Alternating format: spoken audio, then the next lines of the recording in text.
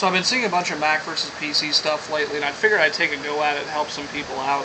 The first thing I do want to say, though, it should be Mac versus Windows, not Mac versus PC. PC is personal computer, which both of them are. Other than that, though, there's a couple things I'd like to go over with, starting with customer service.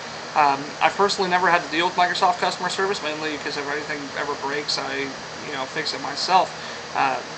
But there is a key difference between Microsoft and Macintosh as far as the computers are. Using my computer as an example, I have an AMD processor, an ATI video card, a Corsair power supply, G-Skill RAM, a Western Digital hard drive, and some case from a company I don't even know. So if something breaks, unless it's software related, I need to call another company, whereas with Apple, everything is Apple. So if your RAM fails, you call Apple. If your hard drive fails, you call Apple, etc. So it is really more seamless with them. The second, and in my opinion though, is the silver bullet against Macintosh, is the price. I do have Dell's, Apple's, and TigerDirect's website pulled up right now, and I built three computers. All three of them, let's see, all three of them have an i7 processor. They all have 8 gigabytes of 1333 megahertz RAM. They've all got a terabyte hard drive, and they all have 1 gigabyte of DDR5 video memory.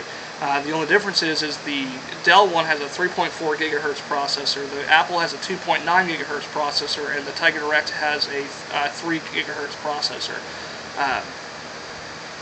The pricing, though, the Apple computer comes to $23.99 with shipping. The Dell computer comes to $1677.99 with shipping, and the TigerDirect computer comes to $1540.86 with shipping. And by all means, the TigerDirect computer would outperform both of these. It has a high-performance power supply, a V8 cooler, a HAF 932 case. Everything about it is high performance. It's got the Black Edition Western Digital hard drive, so everything in it is just fast. And the price savings, I mean, you could buy another, 4 gigs of RAM. You could buy yourself another video card to Crossfire, and you could buy a modular PSU. All of that you can do, but by just building your own computer. And even if you buy a pre-built Dell machine, you've still got some extra money, maybe to buy another monitor or two. But other than that, I mean, another point really, though, which kind of irks me is that Mac users seem to tout is their lack of viruses, and I'm calling bull on this for another number of reasons, and I will leave the annotations, I guess, in the description for where I got this information from. But Ross Anderson, a professor of security engineering at the computer laboratory at the University of Cambridge, said computer criminals differ from ordinary criminals in that they're more rational. So while preventing normal crime is about sociology, preventing online crime is about economics. Malware writers are rational, and as are botnet herders. They would far rather attack Windows PCs than as there are a lot more of them. So already we have a bias towards Windows. The interesting thing is a survey conducted by the antivirus vendor ESET showed that more than half of Americans believe that Windows computers are very or extremely vulnerable to cybercrime attacks, while just 20% say the same about Macintosh. Yet Mac users are cybercrime victims just as frequently as Windows users, and actually tend to lose more money on average than the Windows user does. And I'm sorry if I mispronounced his name, but Paul Kosher, President and Chief Scientist at Cryptography Research, says the fair answer is that with the latest versions of each operating system, there isn't a compelling security reason to pick one or the other. It used to be that Apple was doing a better job, but with Windows 7, Microsoft has caught up. There are some differences. Windows has a better security ecosystem. On the other hand, Apple tends to have more expensive hardware, as has a smaller market share, so it attracts fewer malware writers.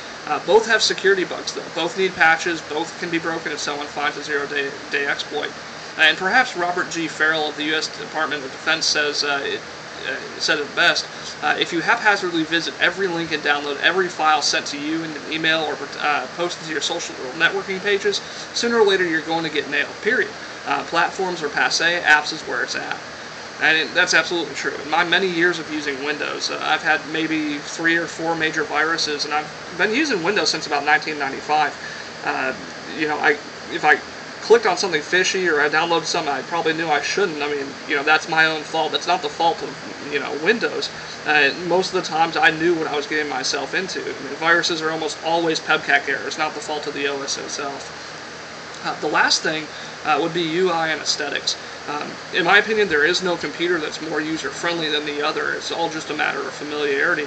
I mean, have you ever gotten into your friend's car and like reached for the radio dial or something and it was in a different place? I mean, is that fair to say that their car is not user-friendly? No. Just you're familiar with the way that your car operates. And with me using Windows for over 15 years, I know it inside and out. You know, I'm sure I could figure out a Macintosh relatively quickly. I'm sure I'd be able to get on the internet and surf the web and do some other basic tasks with a Macintosh if I needed to. But I'm a power user on my Microsoft machine. You know, I mean, what would I do, you know, for registry hacks, keyboard shortcuts, all those little tips and tricks and that sort of thing that make you a power user on a Macintosh? I mean, that's not to say that they can't do that. I just don't know how to do it, you know. So it's all just a matter of familiarity.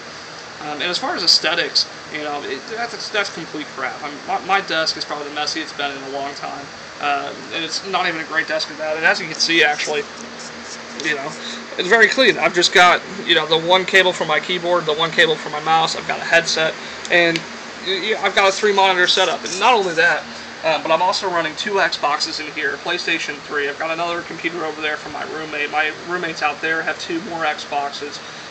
We've got a router, a printer, a network attached storage, a VoIP server, all of that's just running here. And this is what my desk looks like. You know, it's complete crap. I mean, unless you're one of those people that just prefer to have the one cable going from your computer to the power outlet, you probably have some more serious issues to work out than, you know, Mac versus Windows.